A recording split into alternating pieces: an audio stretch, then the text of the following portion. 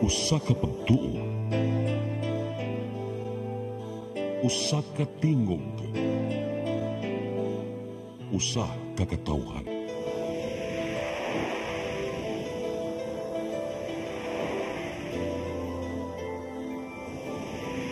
Cebu Catholic Television Network.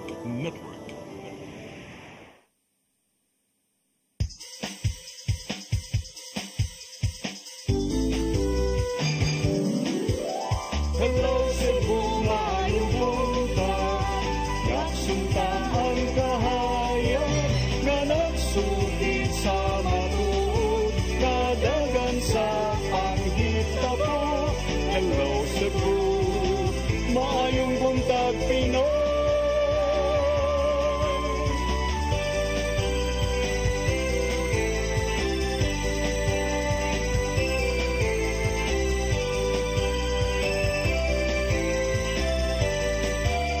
Ang katutulungan sa mga katahan. Hello Cebu,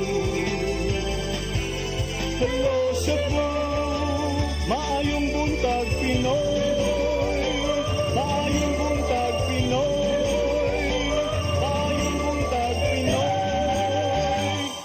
Hello Cebu, maayong buntag Pinoy, adlaw karon nga Huwebes, Nobyembre 28, tuig 2024. Sangan sa atong regular host Malu Inocando Tabar, ako si Crystal Joy Fillerca. Ako si Attorney John Destacamento. Og karon atong sugda na ang atong tulumanon sa wala pa man tay weather update siguro no gikan sa Pag-asa Mactan. So ato na lang tan-awon ang mga front page na nasa linya daay si Sir Jumer Iclarino gikan sa Pag-asa Mactan. Good morning, sir. Yes, ma'am. Good morning sa tanan ug sa atong tanan tigpaminaw kini atong latest weather update karong adlaw. Ang shoreline o kini ang panagtagpo ng bugnaw init na hangin nakaapekto sa silangan bahin sa Northern Luzon samtang ang intertropical convergence zone or panagtagpo ng hangin gikan sa Northern ug Southern hemispheres ang padayon nakaapekto sa lalawigan sa Mindanao. Atong weather conditions sa Central Visayas makasinati generally fair weather karong adlaw. Gawas ini na mga patak-patak na mga pag-ulan ug kini localized na mga thunderstorms. Samtang atong weather forecast og mga adlaw until diri sa weekend ang Central Visayas lakip na ang probinsya sa Cebu makasinati ng medyo mapanganuron nga ito na sa madag-umo na kalangitan og naay mga pag-uwan o kini mga thunderstorms mug na kini sa intertropical convergence zone. Magdala kini usahay kusog ng mga pag-ulan na posible ang flash floods or landslides ilabi na sa mga identified na mga vulnerable areas. Padayon ta mag-monitor sa mga gi-issue ng mga thunderstorm or rainfall advisories lakip na ang color-coded na heavy rainfall warnings. Kini nga to na sa kasarangan na hangin masinati sa Visayas, nga kadagatan malinawon nga to na sa kasarangan ang pagbalod. Temperatura sa Cebu 27 to 32 degrees Celsius, haring adlaw mo salop alas 5:19 sa hapon, dagat muhunas alas 2:57 sa hapon, mutaob alas 9:28 sa gabi. Philippine Standard Time alas 8:05 sa buntag gikan diri sa Mactan, Pag-asa Visayas, DOST Jomar Eclarino. Sir Jomer. Yes sir, good morning. Yes sir, kining duna batay na sigpatan nga mga bisag unsa nga weather disturbance inside and outside par sir kay weekend ra ba padung nya basig dunay mga gusto maglulinghayaw adto sa beach sir ba or mo travel? So as of karon and sa atong mga forecast so far wala tay gi-monitor na bagyo o LPA inside and outside sa atong Philippine Area of Responsibility, but tomorrow and this weekend nakita nato ang almost full part of Visayas makasinati medyo mapanganuron o madag-umon na ay mga pag-uwan. So occasional heavy rains, delikado at mga flash flood o landslide prone areas. Ang hinungdan kini is kining intertropical convergence zone, ITCZ. Okay. Daghang salamat Sir Jumer Iclarino ug mao katong atong weather update karong adlaw. Tana naman sa partner sa weather para weekend work dali plano ba? Pangutano na to kay hapit ng December partner niya dayon kining hapit ng masimbang gabi so tanaw na to nindot ba ang ato ang kahimtang sa panahon. Okay, ug karon atong tan-awon ang mga front pages sa atong lokal ug national nga mga pamantalaan. Atong sugdan sa Sunstar Daily. Officials eye suspension of desalination plant. Arita sa super balita, nabuwag ang paa sa tindera. Sa The Freeman, centralized radio to improve response versus criminals. Sa Banat News, nadagit sa wing van patay, giharos ang ubang mga sakyanan. Sa Philippine Daily Inquirer, PNP sues VP for assault. AFP revamps her security. Sa The Philippine Star, PNP files criminal complaints versus Sara. Sa Manila Bulletin, PNP files criminal raps versus VP Duterte. Ug sa Tempo, drunk rage, Army Sarge shoots corporal inside military detachment. Mao kadto ang mga front pages sa atong lokal ug national nga mga pamantalaan sa atong pagbalik atong sayran ang mga balita nga nahipo sa atong CCTN News Department. Please stand by. Hello Cebu, maayong buntag Pinoy, maayong buntag Pinoy, maayong buntag Pinoy. Discover the beauty of the Philippines.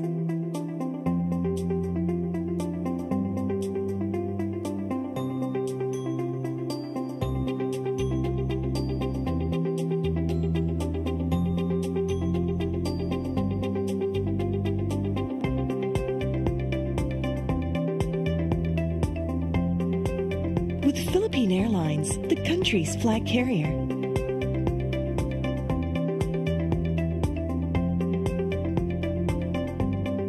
The airline that lets you feel the warmth of the nation.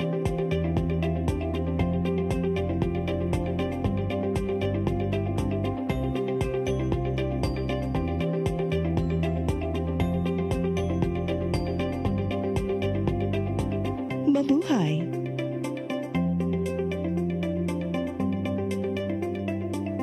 Start today.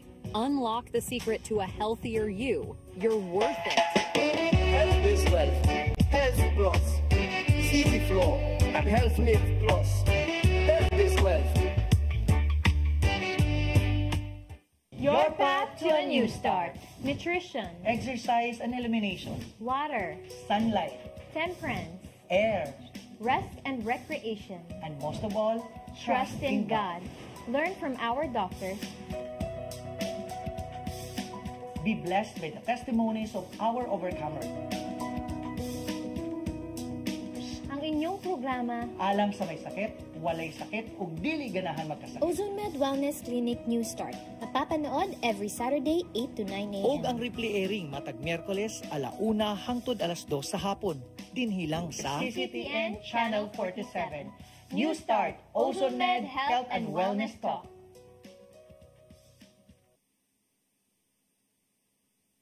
Hello Cebu, hello Cebu, maayong buntag Pinoy, maayong buntag Pinoy, maayong buntag Pinoy. Balikta sa Hello Cebu, maayong buntag Pinoy. Karon atong sayran ang mga balita nga nahipo sa atong CCTN News Department. Naguna sa mga balita, Department of Social Welfare and Development 7 uyon sa lakang sa syudad sa Sugbo batok sa mga batang manaygon dinha sa kadalanan. Awhag sa Regional Director sa Manginikanan nga dili gyud magpasagad sa ilang mga anak ning panahona tungod sa dala nga risgo. Ang kasayuran ihatod ni Gian Navarro. Gidapigan sa Department of Social Welfare and Development 7 ang Cebu City Government sa pagpahugot na sa mga batang manaygon ngadto sa mga dagkong karsada ning panahon sa Pasko. Subay kini sa hugot nga pagpatuman sa Anti-Mendicancy Ordinance diin multahan ang kinsang masakpang ng hatag og limos ngadto sa mga bata sa daan. Sumapa ni DSWD 7 Director Shalane Marie Lucero nga gipanangkamutan sa kagamhanan sa syudad ang kaayuhan alang sa mga bata batok sa bisan unsang kakuyaw sa karsada.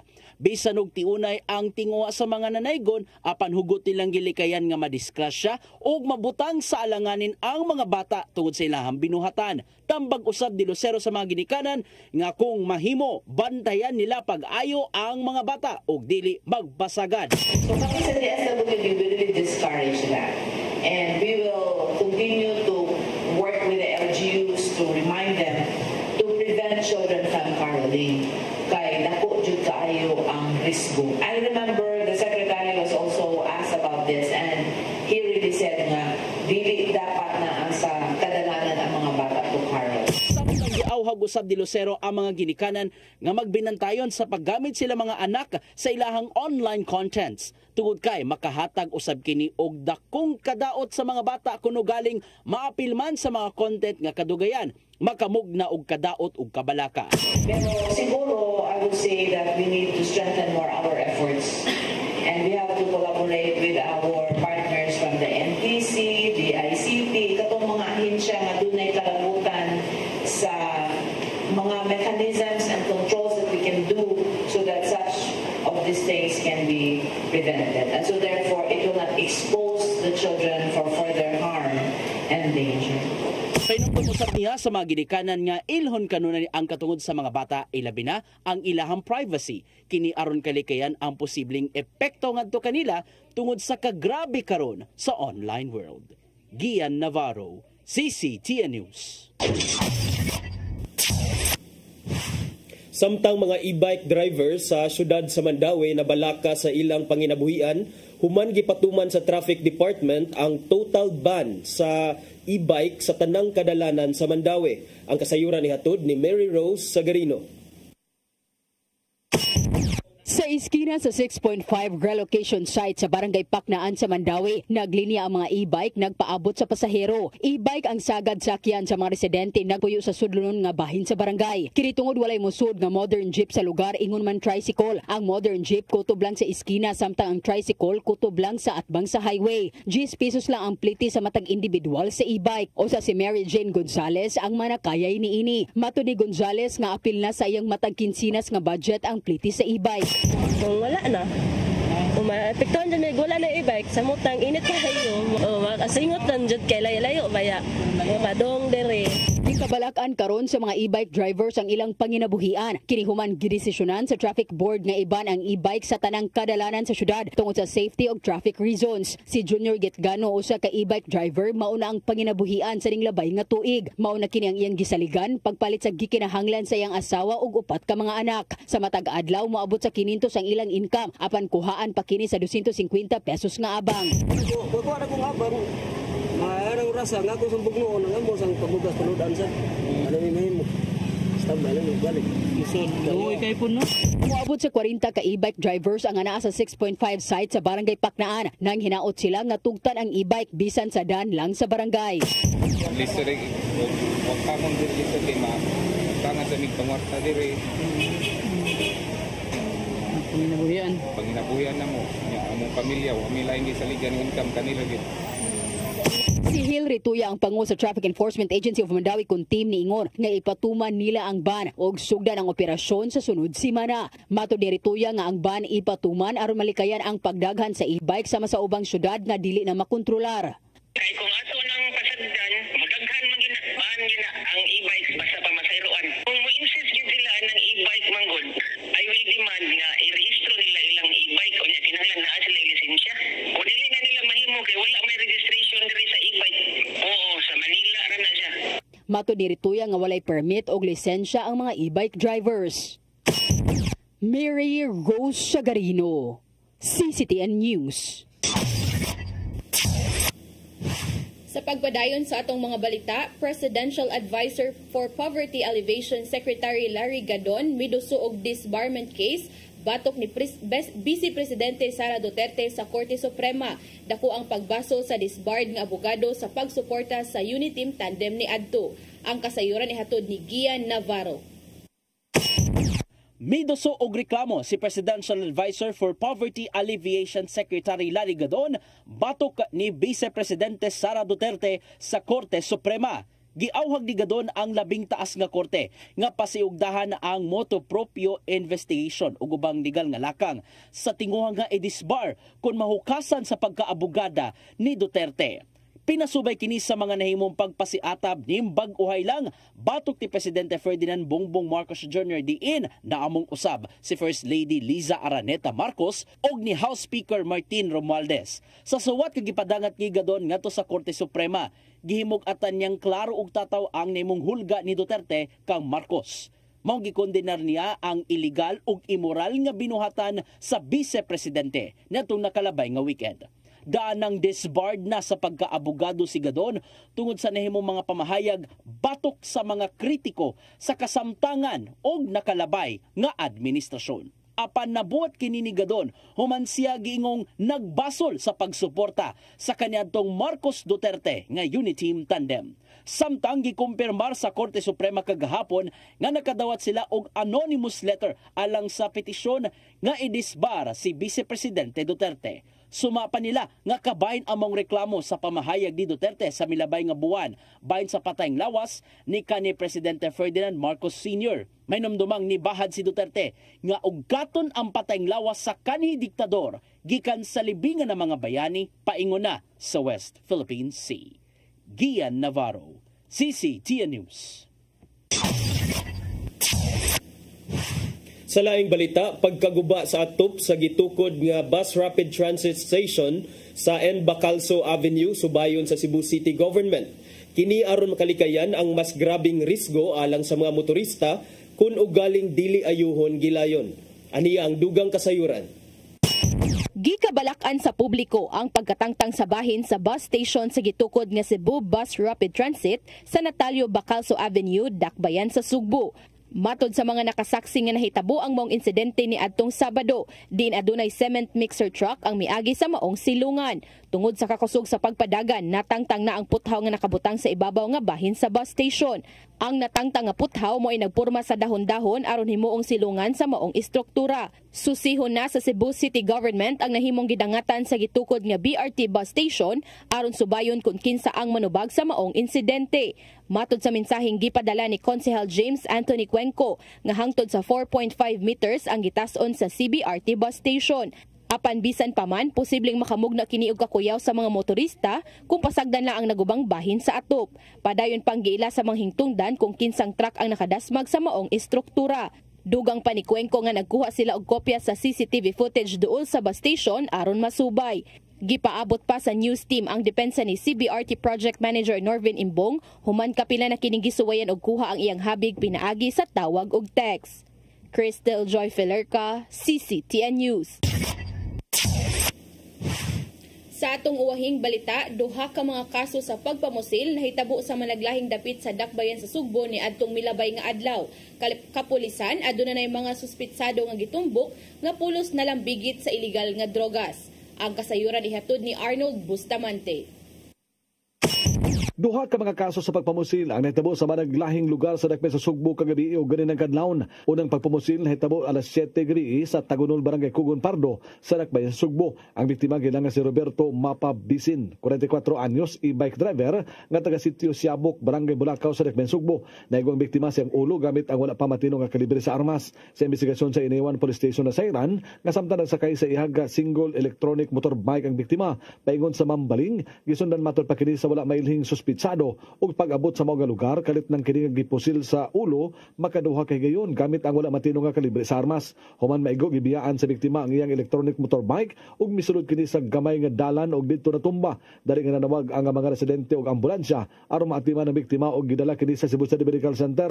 Samtang laing kaso sa pagmamusil ang nahitabo sa Sitio Bato, Barangay Ermita sa Dakbayan Sugbo, alauna 30 ganin ng kadlawon. Ang biktima giilang nga si Gregorio Saison Barbicho alias Kimpang o sa kakargador sa karbon nga mulupyo rasab sa mga lugar.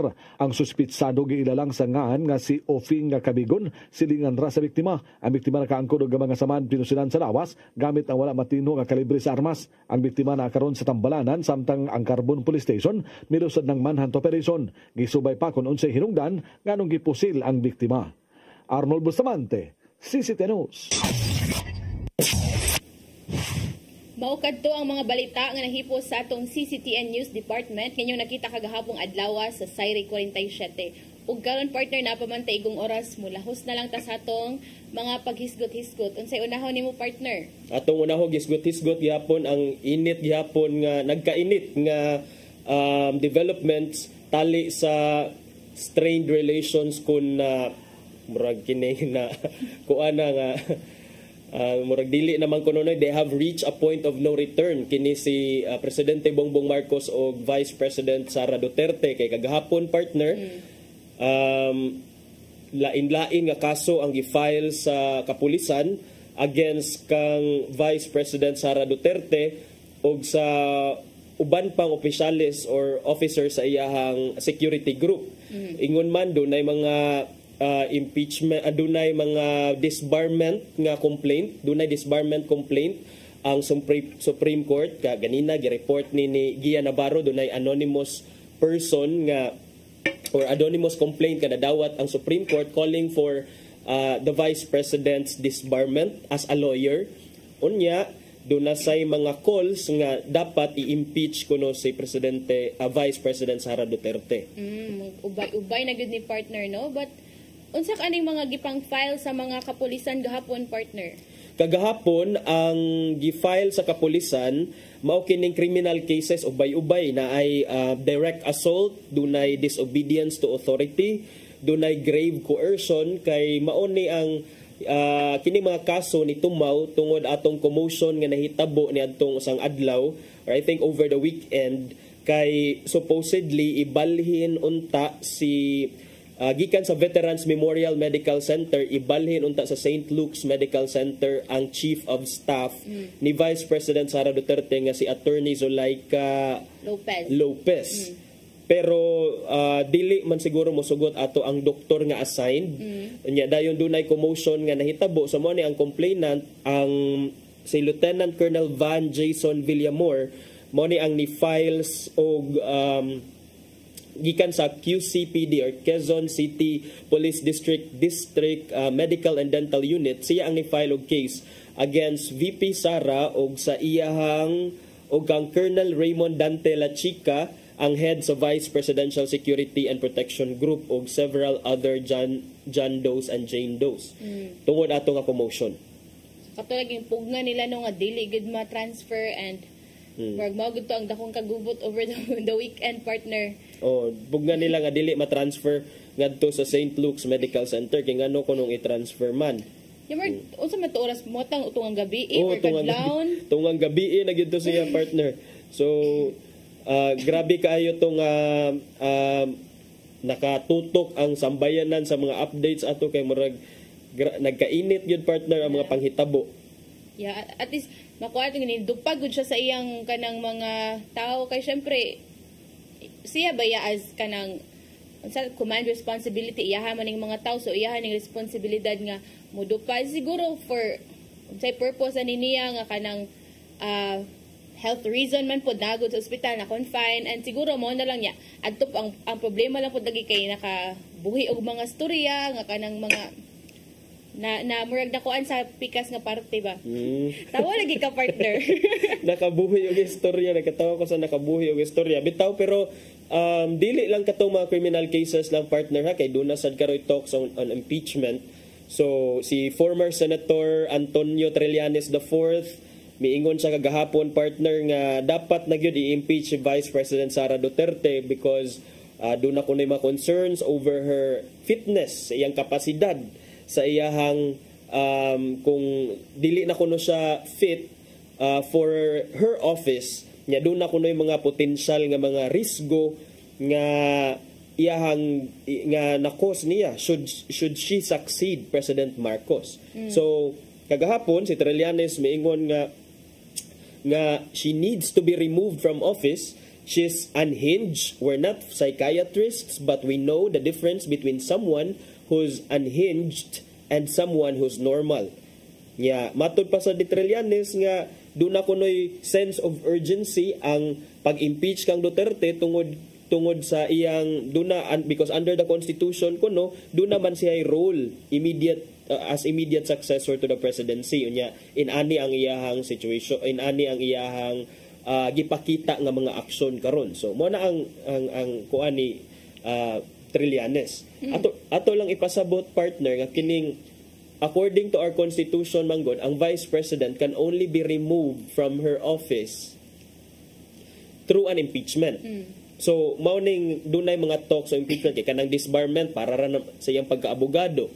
Ang kanang mga criminal cases ambot lang sad gani kung kanang mga criminal cases nga gi-file sa mga police, partner, kung dawaton ba na siya sa korte considering wala joy specific provision in the Constitution granting immunity to the Vice President. Kay ang legal immunity applies only to President Bongbong Marcos. as the president. But mo na karon ang gidebatihan sa legal community partner ba kung dapat basad nga immune sa mga kaso si Sara. So kani mahimo siya nga testing the waters or mahimo siya nga kining precedent unya sa mga future cases kung dawaton ni siya sa Supreme Court o kung angay bang dawaton sa Supreme Court ang mga kaso, not necessarily sa Supreme Court, but angay bang i-entertain sa korte ang mga kaso, kining criminal cases nga gi-file sa mga police against Sara considering nga she's vice president.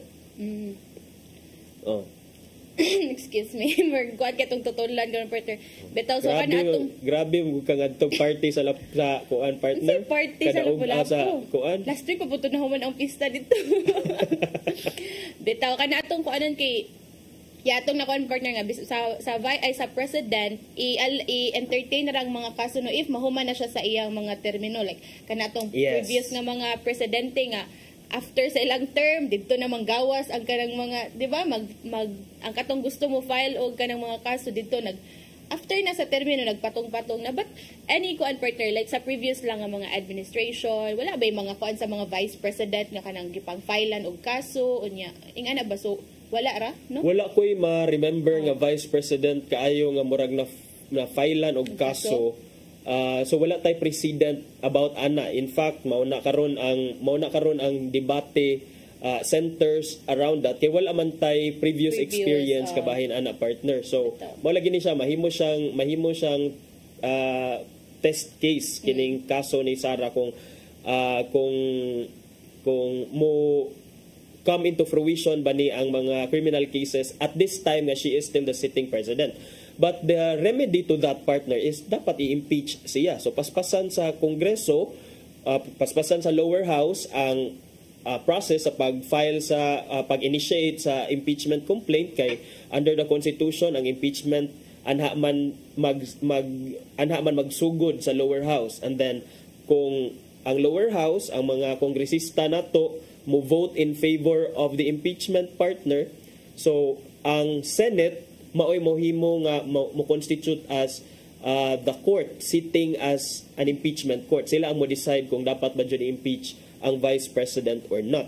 So muna if there will be an impeachment case partner, I'm pretty sure jud nga dali kay na siya makalusot sa House of Representatives considering the composition karon sa lower house. Yes.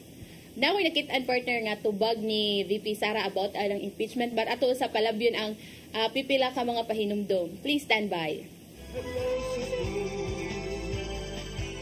Hello, Cebu, maayong buntag Pinoy, maayong buntag Pinoy, maayong buntag Pinoy. Discover the beauty of the Philippines.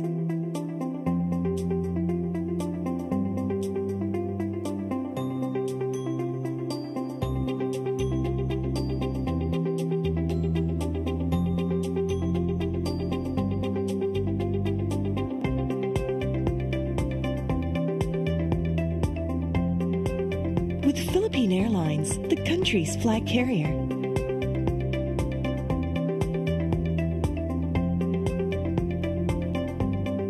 The airline that lets you feel the warmth of the nation.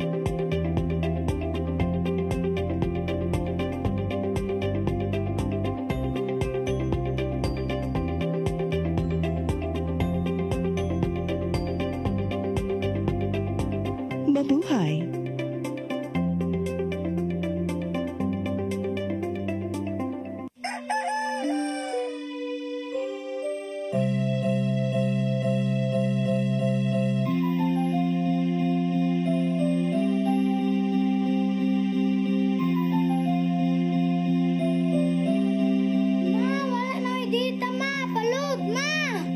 Sorry ma'am, na-late ko. Nagita pa mong para internet sa kong anak ma'am. Ay, wala na yung problema. Mag-Sinisibu! Sinisibu, Sinisibu, for your internet connection and for the signal of your cable TV. So fast and straight the transmission to your home. Sinisibu! Sinisibu, Sinisibu, offers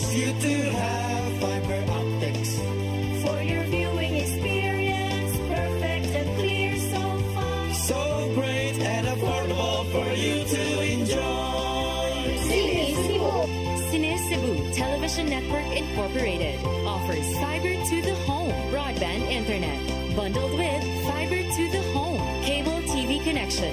Cine Cebu Television Network Incorporated with its operation in Metro Cebu and the whole province of Cebu soon. And affordable for you to enjoy. Cine Cebu.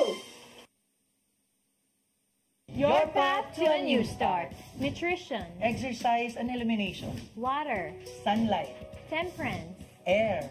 rest and recreation. And most of all, Trust in God. Learn from our doctors. Be blessed by the testimonies of our overcomers. Ang inyong programa, Alang sa may sakit, walay sakit, ug dili ganahan magkasakit. Ozone Med Wellness Clinic New Start. Mapapanood every Saturday 8 to 9 a.m. Og ang replay airing matag Miyerkules 1:00 hangtod 2:00 sa hapon. Dinhilang sa CCTN Channel 47. New Start, Ozone Med Health and Wellness Talk. Start today. Unlock the secret to a healthier you. You're worth it. Health is wealth. Health Plus. City Flow and Health Lift Plus. Health is wealth.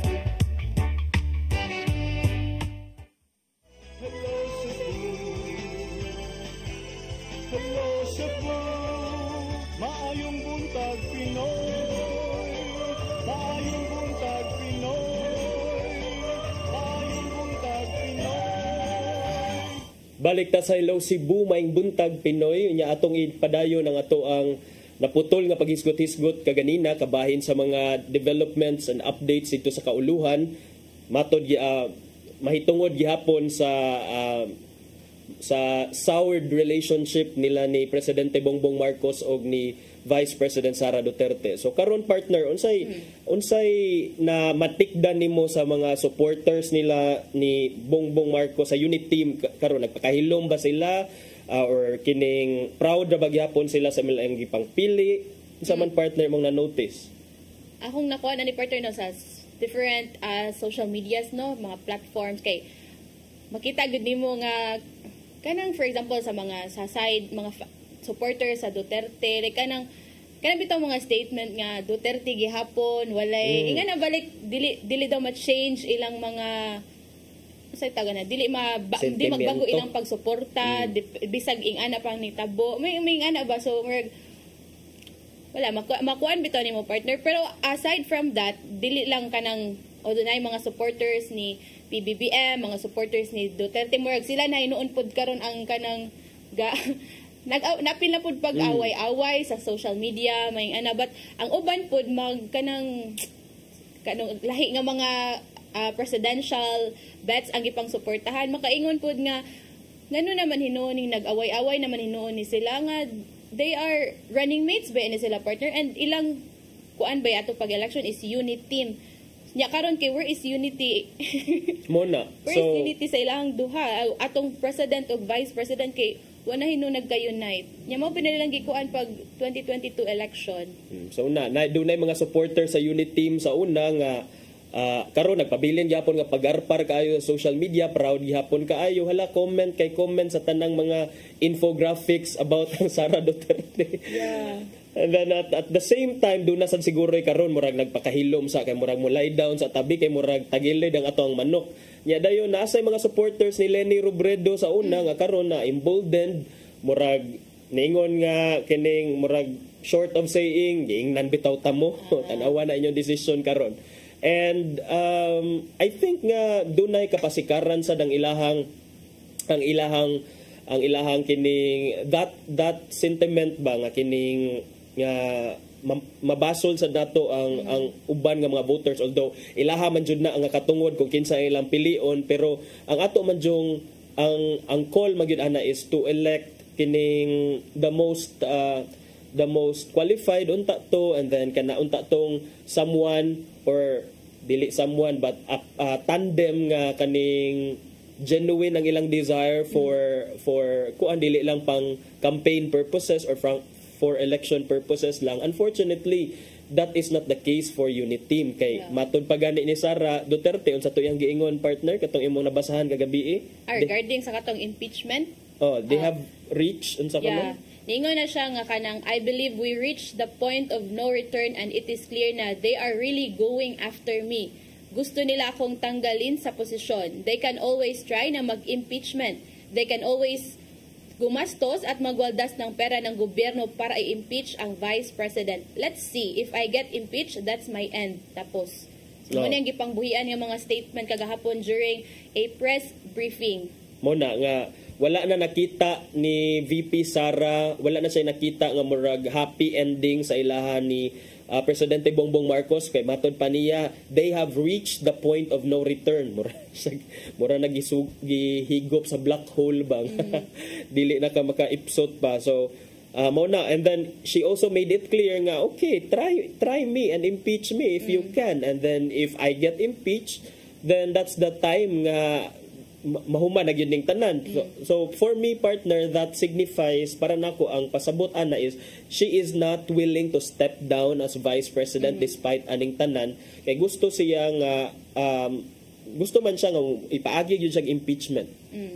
And sakto ra sad nga dili siya mo yield partner because that has been her stand since the very beginning, and I think mas nindot tan-awon nga from start to finish kay she really made a stand for herself. At least makuan partner nga ni fight good siya if ever man gani nga unsa pa lang if there is an impeachment mo nagigingon niya nga that's the end human na, so at least wala siya gikuan nga or threat lang ba nga sige impeach ko ninyo kay di ba like sa previous katong mga pagpanghulga niya pero di pa kakuan beto niya partner no nga murag wa daw to murag na misinterpret iyang pag-ingon sa katong I will kill you, ingan na kay before pa binigingon nga iyang i-assassinate ang president, si First Lady Liza Marcos, si House Speaker Martin Romualdez nga iya ipapatay. But ingon bito siya nga if they will kill me, so if mauna siya pagkapatay, usa pa ang presidente, ang First Lady, ang murag gikuan lagi nga threat siya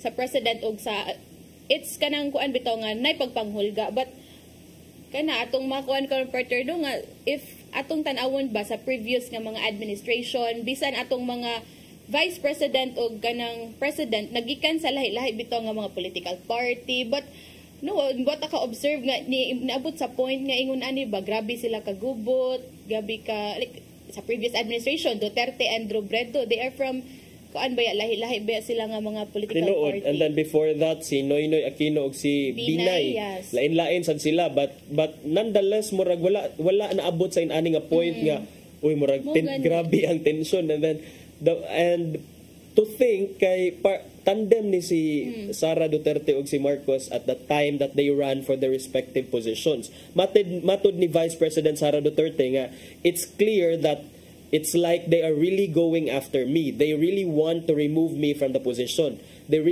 really made their threats against me even before the incidents in the House of Representatives. The threats were all documented and directed. The Vice President partner, sige sa tiyang ingon nga, doon na lagi threats sa ako ang kinabuhi. Nya dayon kini nga mga threats, iya ko nuning na-document ko nuning mga threats, and they're all directed to her family or also to her staff in the office of the Vice President. Unfortunately, VP Sara was not able partner to substantiate, maghatag og pruweba kung unsa ni nga mga proof. Well, maybe do na jud siya mga pruweba pero iya lang nang gikip la for the right time. For kanang naghuwat pa siguro ni siya kanang sakto gud nga timing kung kanus ani angay ipagawas iyang mga pruweba. But ang kuan ni partner, di ba ningon man siya gusto nila kung kanang hawaon man siya sa pwesto. If ever man ma-impeach siya partner, kinsa ang possible nga ipuli diri sa iyang pwesto niya is ang kanibang Senate President or ang presidente ba mismo ang kanang naay right to kanang mo elect or unsay tawag na term nga kanang ibutang dara nga posisyon sa Vice President ba? Wala. I think Wait, partner, kinaguna-una ko sa akong mga nastudyuhan kaniadto sa law school. Pero if there's a permanent vacancy in the office of the Vice President, because kung ma-impeach ka, this is a permanent vacancy. Under the rules on succession, usually, partner, kay ang next in line kay ang Senate President. If the Senate President is not available, then the House, the Speaker of the House. So, I would like to say, partner, it's either the Senate President, ambot kinsaron ang Senate President, partner, si Cheese Escudero ba, ang mahimong kining, murag mao gyud na siya, partner, kay dili naman siya, kay she is already serving her term, so, and then duly proclaimed naman sad siya, so rules on succession apply, and then the rules on succession provides nga kung matangtang ang Vice President for whatever reason, and then there's permanent vacancy in the office during her term or his term, Senate President ang musunod, partner. Okay, if ever man gani right ang kaning ang presidente mo ay mo kuha ay mo pili og iyang ipuli diha, murag makita na nato, partner, nga sa may purpose nga nung kinahanglan ni nila tangtangon si Sara Duterte, kay murag siguro if naay authority ang president, murag na siya right mo pili, kabaw na hukin sa ipuli dira. And you know, political nga mga sa tawag gani interest ba? Speaking of politics and political interest, mga vested interest, do you think the administration or the incumbent officials ato mga kongresista, ato mga senador, and ang naa sa executive branch, do you think they have gone too far na with their desire to remove Sara? Do you think this is too much ay lang gibuhat for Sara Duterte? Siguro ambot lang ha, pero ang sa kuha, partner, murag makita mo nimo, partner, nga kanang they are making a move ba, like kanang i-push good nila, kanang mangita good sila glusot nga, or kanang mangita good sila paagi nga nila kinsa yung pasabot nga nila, like the House House of Representatives nya diri pagod sa president, like murag na sa Senate, kinsa yung mga kuan sa Senate, majority ba ang majority gihapon siguro ana mga supporters sa president, mga kaalyado sa president. Pero kay there was a statement earlier made by the VP, the Vice President, saying ingon niya nga ang administration kuno is funding a multi-million PR campaign to remove her or to para bito smear iyang pangan, because let's face it, the Dutertes are still a force to reckon with, raba, partner. So 2025, 2028, pila ra pagligid sa mga tuig, 2028, election na sad, kinsa may next nga president. And then, ang pinaka-viable man ana nga muran kay, of course, the Vice President, Sara Duterte, considering incumbent siya nga VP, unya dayon, I think magani, even as early as 2022, doon naman ito hingihong supposedly siya yun unta to ang muran, but gihangyo lang kuno siya sa mga Marcoses nga, ayo lang sa gran, mag-partner lang usa ta kay and then she yielded, and then mauna noon na yung naitabo. So, kana, partner, do you think this is too much for Sara? Do you think Sara deserves this, considering of course naman sa mga questions about how she spent her confidential funds, and then i-issue sa mga threats? What do you think? Sa ko, partner, siguro yes, because sa kuan bitaw dito ako lang tanawon nga part ha, tungod man gud atong confidential funds nga wala na tarong pag-budget, or wala ka nang gihatagan og kanang transparency ba. Siguro sa diha nga part, murag makuha na to nga valid bitaw ang kuan niya, ipatangtang siya or ganan sila nga itangtang na kay syempre kanang kwarta ba nas katawhan. So I think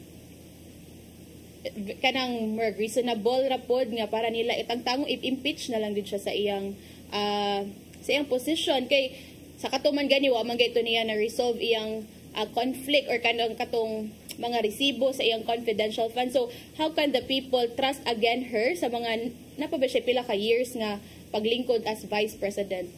Yeah, that seems reasonable sa partner no nga kanang how can we trust someone nga diha pal manggani sa iyang pagka-DepEd Secretary o pagka-Vice President already failed to account for the funds nga entrusted to her office.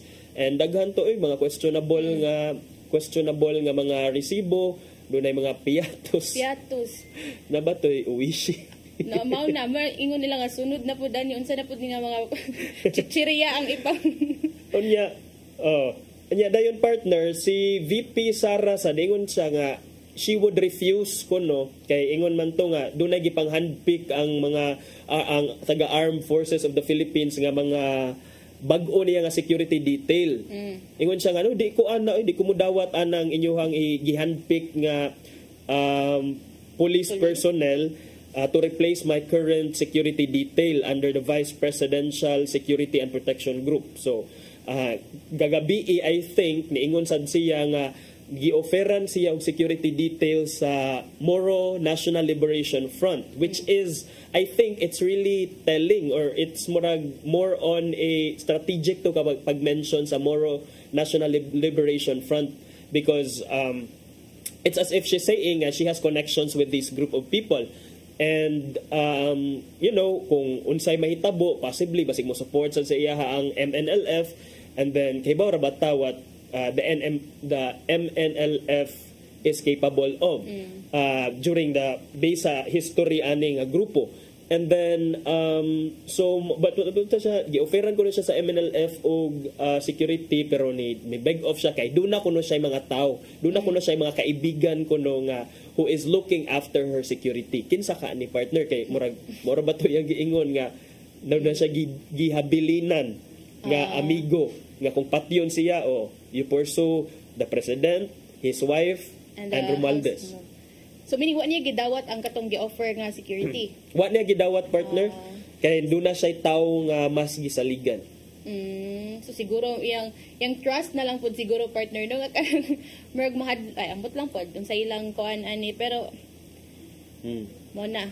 Grabe na jud ni ka kuan partner mag sunod na pud ani unsa na pud kani atong mga development kay atong like diri sa Cebu sa local na to wala kay mga dagko nga mga issues like mga politika pero dito adto nakatutok ni tanan sa kauluhan and kana atong tanawon partner kung ingon naman to VP Sara nga no turning back so let's see unsa na mag-separate ways na seatbelt na lang taan ni partner kay murag asa ka ta ni dadon sa ilahang mga drama-rama sa hapon ug sa gabi ug sa kadlawon.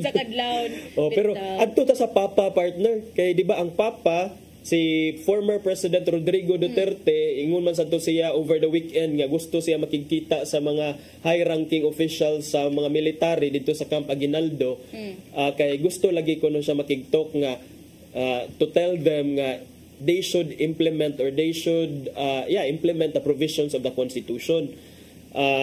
Ingon siya nga no dili ko mang encourage nila nga magkudita, makigtok ra ko nila nga kining dapat nila i-uphold ang Constitution at all times.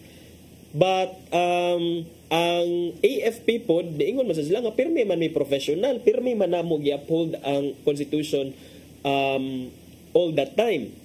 So karon in the wake anang plano ni Duterte nga makigpulong-pulong siya sa mga kuan dito partner, mga military officials, pero wala pa ni siya nahitabo Ang DOJ, ang Department of Justice, miingon nga kato kunong Duterte's call to AFP borders on sedition. Mura ko ng sedisyo siya partner. Ang kining sedition usa ni siya ka crime under the revised penal code.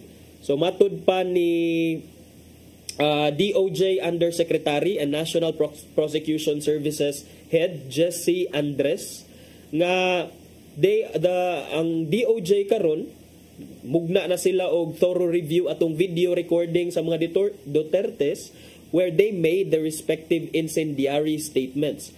We are studying closely the statements, but it is bordering on sedition because of the tirade against the president. His alleged inability to lead are all matters within the bounds of possible sedition. But we will cross the bridge when we get there. So, not only ang anak partner, but also ang amahan. Ang saman partner. Ang murag kining na kuan sad karon ba target sa mga posibleng mga kaso nga i-file because of the actuations but knowing the Dutertes dili naman na sila masiging-siging og mga kaso partner. Marag na niya tubang. Like karon ba si former president naman ni mga gipang atubang nga mga kaso, no? Wala pa formal case partner because all everything kay mga investigation lang on extrajudicial killings under his administration, ang Quadcom, ang Senado, ang ICC o ang DOJ, all of these bodies are investigating his alleged involvement, and possibly as a result of those investigation basig diha pa ma-filean og formal charges partner. Nya si Gadon unsa toy balita ganinang Gadon napabatay time file napatay 3 minutes. Nag-ihap gyud. 3 minutes before ang kuan ato to pangitaw ng kuan ni si Gadon Larry Gadon ba katong lawyer bitaw nga sikat sa una sa panahon ni Duterte kay kusog ni siya mo curse o moingon nga bobo. So na-disbarred na sad ni siya, and then karon kay ni-file ni siya og sa man yung giduso nga kuan kaso. About atong anonymous letter, miingon si Gadon nga karon kay doon naman din siya kuan partner position presidential advisor on poverty alleviation secretary Larry Gadon urge sa Cebuano giawhag niya ang Korte Suprema to take action against the vice president. Gusto niya nga katong disbarment complaint against Sara mapadayon to partner. Disbarment is tangtangon iyang iyang right as abogado partner. Ang iyang privilege nga maka-practice sa iyang profession as abogado. So yes partner, kay kanang pagka-abogado nimo dili man nimo katungod imuhara ng pribilehiyo nga gi-grant sa imo sa state. So kung do na kay mga ma-violate nga mga code of ethical conduct, mga balaod og that can be a ground for filing a disbarment case against you. And then once nga ma-disbar ka, tangtangan kag lisensya. Okay. Mo na atong tan-awon partner unsa kay mga next or mga sunod na pud ani kay wata kay bawal basi the next days na po mo file og kaso og kinsa na pud ang mga pangkasuhan og mga kaso. Abangan mo lagi gingon sa tuig mong term partner, mga drama sa hapon, sa gabi at sa kadlaw. Grabe. Pero at least makuha na to partner nga ang interest sa mga tao balik di ba kuan ka nga interested sila nga kanang makuan pero mo lagi na imong tan-awon pud ba as ang stand pud sa tao ba nga nakita ba nimo nga or imong thinking bitaw nga sakto pa ba ni ang nahitabo sa with what is happening sa government karon unsa gyapon imong stand support ba gihapon ka or nakaamgo na ba ka nga sama nada may pagmahay kay ang uban partner ako na sa social media murag nanay mga something kuan bang realizations nga unsa man ni tagilid naman ni ingon ana katong meme bitaw sa Facebook. I don't know if kita ka partner nga kanang pray for the Philippines daw ano daw mo pray for the Philippines kay kana lagi nagkagubot na niya mo ingon ng mga katong mga supporters nila ni nga pray for the Philippines kamo ra may gabutang-butang ana nila dira nya karon inyo ming angin-anginan magpa-pray for the Philippines na mo. Mao na naka-bows po ng mga supporters ni Leni Robredo kay mo bitaw na giingnan I told you not to go to but you go to now look at para ginana nga style but naabot na pupusa sa datong oras partner og panahon diri sa tong programa atong ipadangat ang giandam ni Tatay Dodong Limsua nga pulong ug kinabuhi.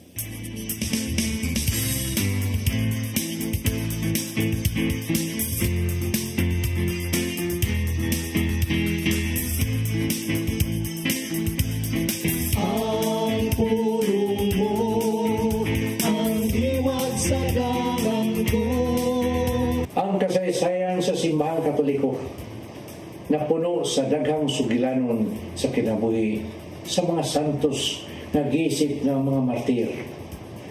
Sila gyatagan og dakong pasidungog tungod sa ilang pagtahan silang kinabuhi alang sa ilang nahuptan nga pagtuo. Ang usa ka binuhat nga andam mohatag sa kinabuhi tungod sa iyang pagtuo gisip ng usa ka martir. Si San Esteban mo ang gisip ng unang Christian martir. Sa mga buhat 7:59 ngadto sa 60 atong nabasa ang iyang sugilanon. Ug samtang gibato nila si Esteban, nagampo siya sa Ginoo. Nga nagingon, Ginoong Hesus, dawata ang akong espiritu. Unya miluhod siya o misinggit pagpusog. Ginoo, ayaw sila pakasada sa ilang gibuhat. Tapos niya isulti nini, namatay siya. Usa ka balaanon nga buhat kung imong gidawat ang kamatayon na dunay makatarunganon nga bugti. Apan mas labing balaan ang kamatayon ni Jesus dinha sa cross alang sa kaluwasan natong tanan. Ug nahitabo kini kumikan sa dakong gugma samahan sa katawan. Kay sa Juan 3:16 nagingon man, kay gihugma pag-ayo sa Dios ang kalibutan ug tungod dinhi gihatag niya ang iyang bugtong anak. Aron ang tanan nga motuo kaniya dili mamatay kun dili makamatun og kinabuhing dayon. Kay nga itong pagtuo kang Hesus makahatag man kanato og kinabuhing dayon. Nahan dili angay kahadlukan ang kamatayon dinhi sa kalibutan. Maigsoon, mao kini ang pulong nga naghatag og hiyas atong kinabuhi. Mag-ampo kita. Langit mamahan, pagkabalaanon sa imong nahimo alang kanamo. Bisan sa among pagkamakasasala, giluwas mo kami. Wala yung makahimo nini maong dalaygon nga buhat, gawas kanimo lamang. Busa, Ginoong Hesus, kabinot pasalamaton kayo kanimo, kay ang imong kamatayon mo'y naghatag kanamong kagawasan. Amen. Sama-sama sa Espiritu Santo. Ang pulong mo, ang diwat sa damang ko. Pulong og kinabuhi ni Tatay Dodong Limchua mo'y nagtapos sa atong tulumanon. Daghang salamat, Philippine Airlines. Thank you, Archbishop Jose Palma, Nanay Diana Limchua, ug Tatay Dodong Limchua. Daghang salamat usab sa among news manager, Sir Dennis Tabar, sa TOC sila Sir Robert, Ma'am Inday, Sir Matmat, Miss Mabel ug Miss Joanne. Sir Michael, Sir Rodel, Sir Raymond, Sir Bruce ug Sir Ferdis, thank you. Daghang salamat usab sa inyong pagpakiguban namo karong buntaga. Sangan sa atong regular host Malu Inocando Tabar, ako si Crystal Joy Felerca. 27 days na lang, Pasko na gyud. Ako si Attorney John Destacamento. Hangtod ugmang adlaw sa programang Hello Cebu, Mayong Buntag, Pinoy. Uban sa